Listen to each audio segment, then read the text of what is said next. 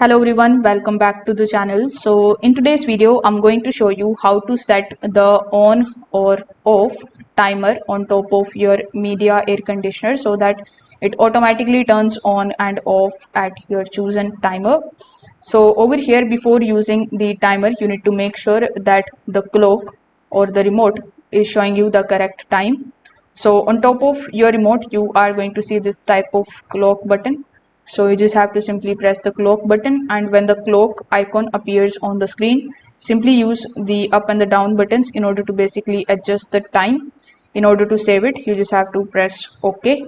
Now after doing this, on top of your remote, you just have to simply press the set button repeatedly until the on timer icon starts flashing on the display. Then again press OK in order to basically select it. After doing so, you just have to use the up and the down buttons in order to basically choose the time that you want the air conditioner to turn on. Then say in order to save the changes, simply press OK and you are good to go.